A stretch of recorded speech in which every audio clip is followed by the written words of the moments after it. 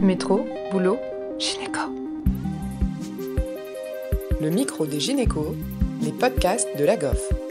Bonjour à toutes et à tous et bienvenue. Aujourd'hui, nous avons le plaisir de recevoir à nouveau le docteur Samuel Salama, gynécologue obstétricien, médecin de la reproduction, andrologue et sexologue. Actuellement à l'hôpital américain, il mène une activité polyvalente. Conférencier actif, il enseigne également aux internes, sages-femmes et étudiants. Il s'entretient aujourd'hui avec Léa pour nous parler des dyspareunies. Bonjour docteur Salama, merci de nous retrouver sur la chaîne du micro des gynécos pour nous apporter un peu plus de connaissances en sexologie, petite carence que nous avons parfois dans notre formation. Bonjour Léa. Aujourd'hui, on se retrouve donc pour parler des dyspareunies. Est-ce que vous pouvez commencer par nous rappeler exactement ce que sont les dyspareunies? Oui, en effet, il y a une petite carence dans l'enseignement de gynéco sur la sexo, mais il y a des formations complémentaires et puis ces podcasts sont aussi une très bonne méthode pour commencer à s'initier un petit peu à cette approche qui fait partie de la vie gynécologique des femmes et la dimension sexuelle est importante.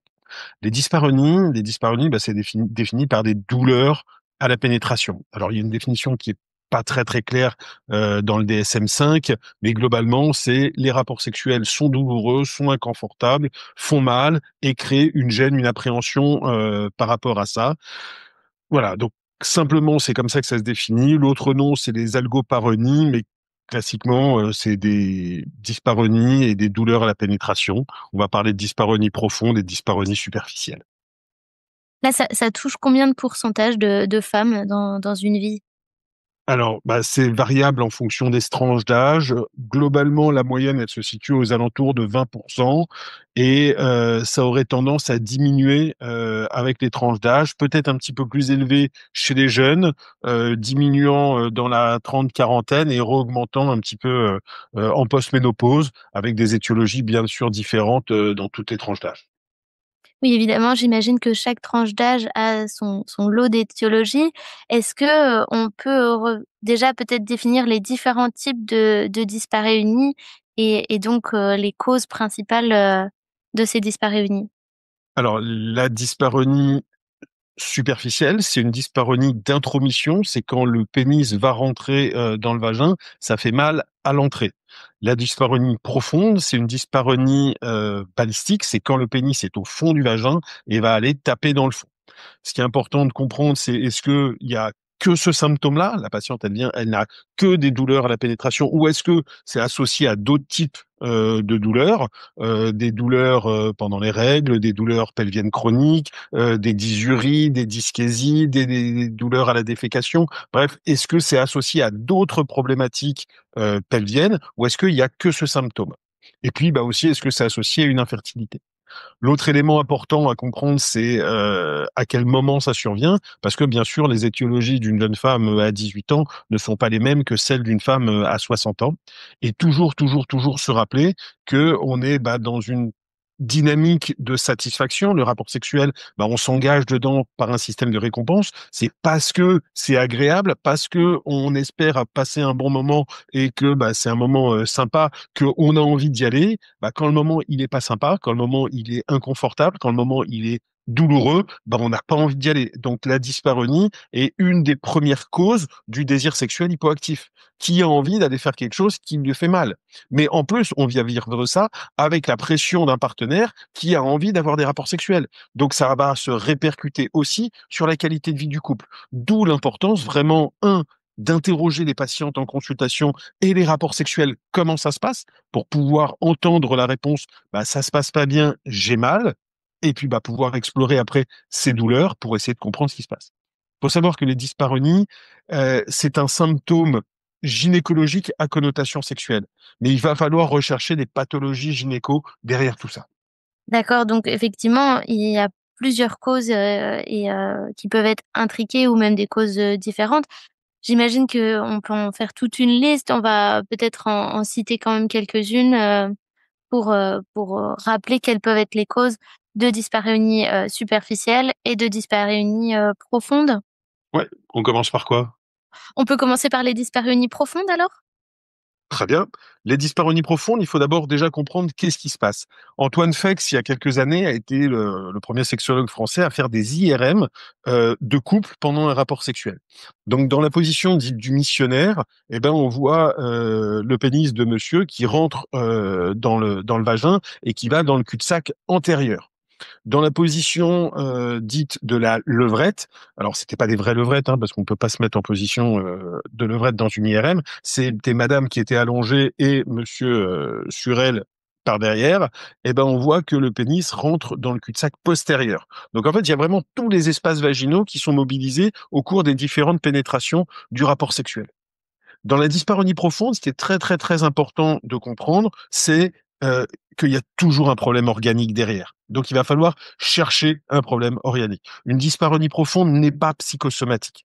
Donc il va falloir faire un examen clinique et souvent compléter avec des examens complémentaires et notamment l'échographie et parfois même l'IRM. Donc, les éléments qu'il va falloir aller rechercher, ça peut être par exemple sur l'utérus un fibrome. Quand on a un utérus fibromateux avec un ou plusieurs myomes qui sont en nécrobiose, eh ben ça peut entraîner des douleurs. Donc une échographie, une IRM permet de voir ces fibromes et expliquer. Maintenant, le plus souvent, c'est associé à d'autres douleurs, des douleurs pelviennes chroniques, éventuellement même des dysménorrhées. L'autre pathologie, c'est sur les trompes, avec par exemple un hydrosalpinx. Bien sûr, quand il y a une salpingite et un pyosalpinx, on n'a pas de rapport sexuel, mais les séquelles de ces infections peuvent entraîner des trompes gonflées de liquide et qui sont douloureuses, inconfortables au niveau de l'annexe, tout comme les kystes ovariens, que ce soit les kystes fonctionnels ou les kystes organiques, vont créer une pesanteur au niveau de l'ovaire et des ligaments de soutènement de l'ovaire. Et ça va entraîner aussi un inconfort dans le rapport sexuel. Il y a une mobilisation un petit peu de tous ces organes et ça peut être gênant et puis un petit peu inconfortable. Donc encore une fois, une échographie pelvienne permet de faire le débrouillage. Il y a un autre syndrome qui a été décrit, c'est le syndrome de Master et Allen. C'est William Master, le même le même que dans Master et Johnson, qui est un des premiers sexologues cliniques. Et donc à la base, il est obstétricien. Il a décrit des déchirures du ligament large qui en fait entraînent une hypermobilité de l'utérus et encore une fois un inconfort et des douleurs pendant le rapport sexuel. C'est des chirurgies liées, à l'accouchement, au mouvement utérin, lors de l'accouchement, c'est ça? Oui, le plus souvent, c'est pendant la grossesse, il y a le ligament qui est tiré et au moment de l'accouchement, il peut se déchirer ou avoir des fenestrations et donc ça devient particulièrement inconfortable quand l'utérus reprend sa place et qu'il garde une trop grande mobilité. Donc au cours du rapport sexuel, il est chahuté et c'est pas confortable. Et puis, bien sûr, dans les pathologies qu'on connaît bien en ce moment, c'est l'endométriose. Donc, dans les 6D de l'endométriose, il y a les dyspareunies profondes, balistiques. Forcément, s'il y a un nodule de la cloison recto-vaginale, quand monsieur va taper dessus avec le pénis, c'est inconfortable, c'est douloureux. S'il y a de multiples adhérences et qu'il y a un défaut de mobilité dans le pelvis, que tout est gelé, c'est particulièrement inconfortable et les rapports sexuels entraînent des douleurs. Et puis, la dernière cause de dyspareunie profonde, c'est la colopathie fonctionnelle. Quand on a un intestin irritable, quand on a un côlon sensible, la mobilité de tous les organes, de tout ça au cours du rapport sexuel, c'est inconfortable et c'est douloureux. Mais ça reste le diagnostic d'élimination. Il faut avoir éliminé un kyste ovarien, un hydrosalpinx, des fibromes utérins, de l'endométriose, donc avoir fait un examen clinique et des examens complémentaires rigoureux pour dire que finalement c'est lié à la colopathie fonctionnelle. Si en plus vous avez des troubles du transit avec des alternances de constipation, diarrhée, ça va dans ce sens-là et globalement c'est 15 à 20% des dyspareunies profondes qui sont liées à la colopathie fonctionnelle et au côlon irritable. Ah oui, c'est quand même important. C'est pas rien. Donc, savoir interroger les patientes, c'est important. D'accord, et donc concernant les dyspareunies superficielles, les causes, le plus souvent retrouvées? La dyspareunie superficielle, donc c'est vraiment la douleur à l'intromission. Il va falloir faire un examen clinique soigneux. Il y a rarement besoin d'examens complémentaires, mais donc bien interroger la patiente et essayer de voir point par point tous les éléments. Bah, bien sûr, on connaît tous la mycose, hein, la vulvovaginite qui va entraîner une inflammation de la vulve et forcément essayer d'avoir des rapports sexuels là-dessus, ça va être inconfortable. C'est rarement la femme qui est demandeuse, mais quand elle a la pression de son partenaire. Donc voilà. Donc la mycose, c'est quand même une des causes premières, tout comme la poussée herpétique. Quand on a une primo-infection, là, généralement, on n'est pas du tout dans un état pour avoir des rapports sexuels, mais parfois avec des récurrences herpétiques, on peut avoir des petites lésions qui restent quand même inconfortables et douloureuses. Donc, c'est des choses, toutes ces infections qui créent des vulvites sont inconfortables pour les rapports sexuels.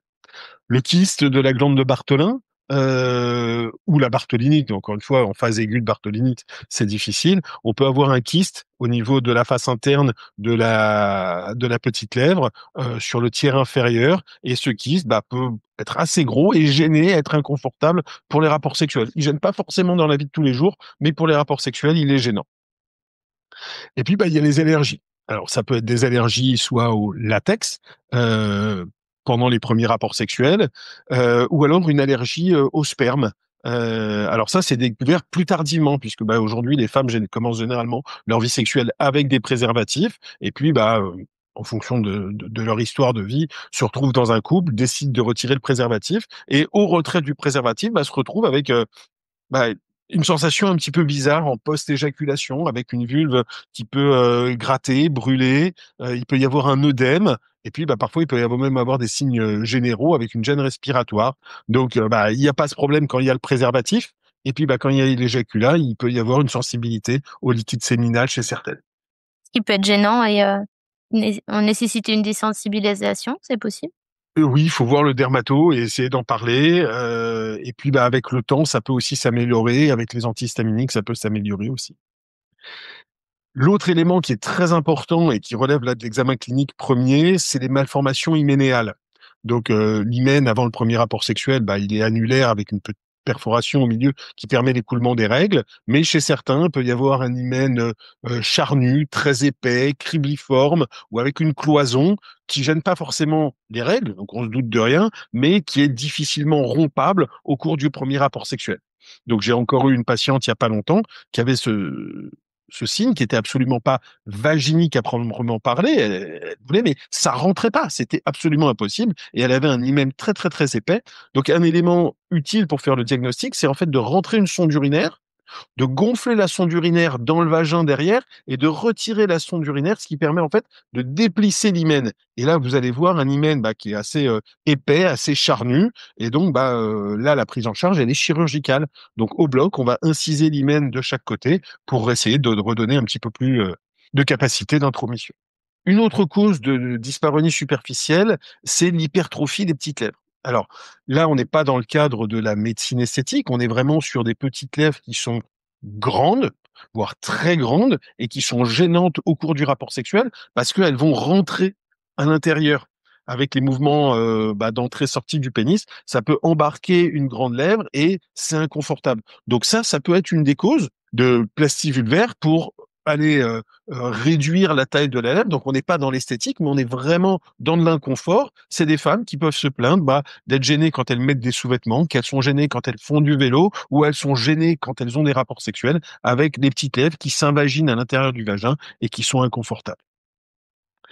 Dans certains cas, on a des cloisons vaginales qui se prolongent à l'intérieur du vagin et qui partagent le vagin en deux et qui peuvent être inconfortables et douloureuses pendant le rapport. Donc encore une fois, une belle exploration, une bonne exploration, et sans mettre le spéculum tout de suite, regardez déjà avec les doigts, parce qu'en mettant le spéculum, vous pouvez vous embarquer dans un vagin, dans un des deux vagins, et ne pas voir qu'il y en a un à côté. Donc prenez le temps déjà avec les doigts de regarder.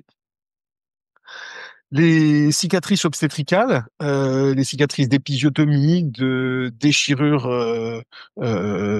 périnéale, peuvent être en fait douloureuses à cause d'une cicatrisation kéloïde, à cause d'une suture qui n'a pas été bien faite, à cause d'endométriose sur les cicatrices d'épisiotomie. Ça peut être problématique. Retenez globalement que une épisiotomie, une déchirure doit aller de mieux en mieux chaque jour. Une patiente qui se remet à avoir mal par la suite, c'est qu'il y a un problème.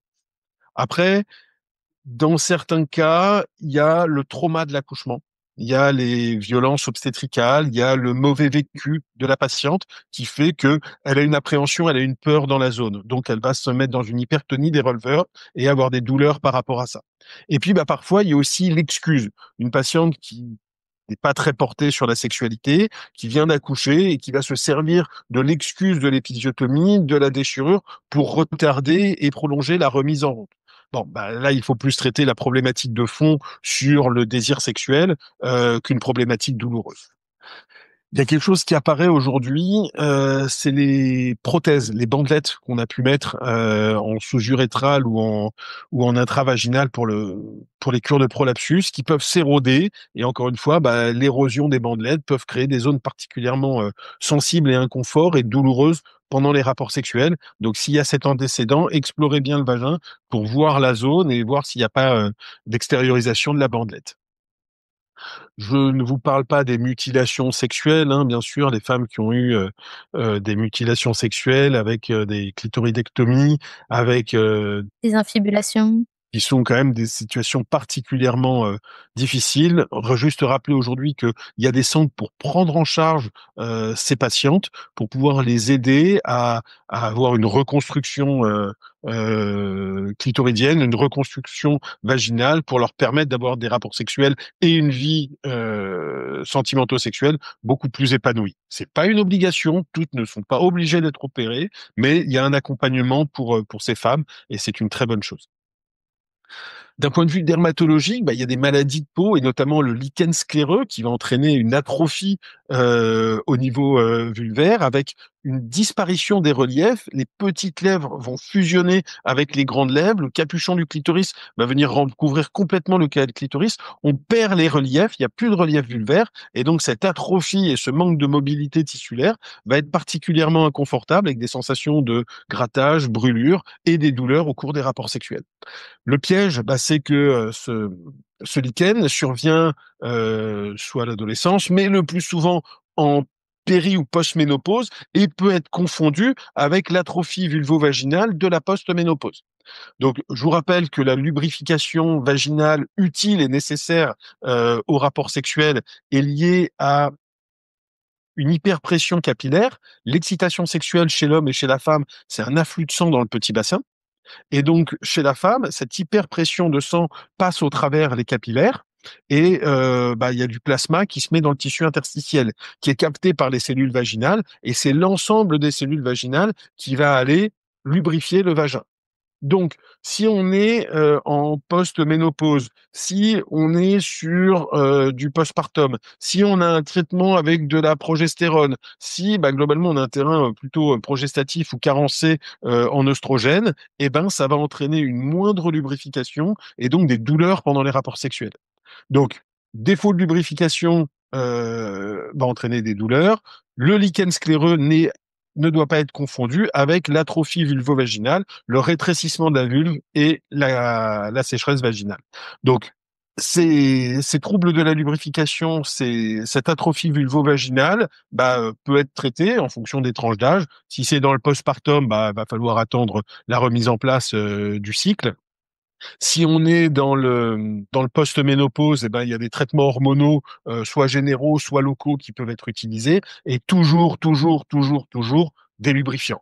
C'est hyper important. Le rapport sexuel ne peut se passer correctement que si on a une vulve qui est correctement lubrifiée, soit naturellement quand tout fonctionne bien, soit alors avec des lubrifiants complémentaires si besoin.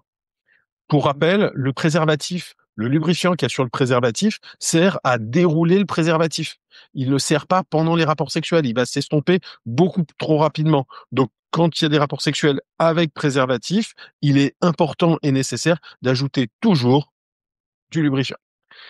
Ces défauts de lubrification peuvent entraîner aussi des complications particulières chez les femmes, c'est des micro-lésions à la fourchette. Au niveau de la fourchette en bas, quand le rapport sexuel est un peu sec, avec un pénis un petit peu large qui va distendre l'orifice vaginal, on peut se retrouver avec des micro-déchirures. La patiente dit oui, après les rapports sexuels, ça picote, c'est inconfortable, je suis pas bien et tout, c'est pas agréable. Ces micro-lésions dans une zone fragile avec l'humidification vaginale, c'est pas agréable. Sauf que elle va prendre rendez-vous chez le gynéco, elle va avoir rendez-vous 3 jours, 5 jours, une semaine après, puis, quand elle va arriver à son rendez-vous, il y a rien. Non, madame, il y a strictement rien. C'est dans votre tête, tout est strictement normal. Et la patiente, elle aime pas du tout entendre. C'est dans sa tête, parce qu'elle a réellement mal en bas. Donc sachez soit demander des photos, soit poser la question, soit savoir s'il y a ces micro-lésions à la fourchette en bas. C'est quelque chose de très important à explorer et à savoir discuter avec la patiente. Tout à l'heure, vous nous avez parlé de l'hypertonie des releveurs. Est-ce que vous pouvez nous en dire plus également? Et ben voilà, on y arrive sur les deux grandes pathologies euh, responsable de dyspareunie superficielle, c'est l'hypertonie des releveurs. Aujourd'hui, vous connaissez toutes l'anatomie des muscles du périnée et les muscles releveurs de l'anus. Et donc, ces muscles existent dans 3 états. L'état normal de la vie de tous les jours, quand on évolue normalement. L'état contracté quand on se retient de faire pipi en disant vite, vite, vite, faut trouver des toilettes. Et puis, l'état relâché qui doit pouvoir permettre la pénétration. Et l'hypertonie des releveurs, c'est des femmes qui en fait vivent en permanence avec les muscles contractés. Alors pourquoi? Souvent ça vient d'une éducation. Il y a une éducation familiale un petit peu stricte, un petit peu rigoureuse derrière ça. Tiens-toi droite, serre les jambes. Une petite fille, ça se tient pas comme ça. Et puis il y a ce périnée qui est tout le temps contracté. Et quand elle passe en mode rapport sexuel, dans lequel le périnée doit se relâcher, les muscles doivent être détendus pour pouvoir permettre l'intromission du pénis, sur des muscles tendus, c'est inconfortable, ça fait mal. Alors souvent ça va passer. Mais il va falloir du temps. D'où l'importance des préliminaires, de la mise en condition, mais aussi à la patiente d'apprendre et de connaître son corps, de connaître son périnée. Et donc les sages-femmes, les kinés sont plutôt bons pour faire de la rééducation du périnée en postpartum, mais aussi de l'éducation du périnée chez les femmes qui rarement connaissent bien leur périnée, les muscles et les méthodes pour le contracter quand il faut et le relâcher aussi quand c'est nécessaire.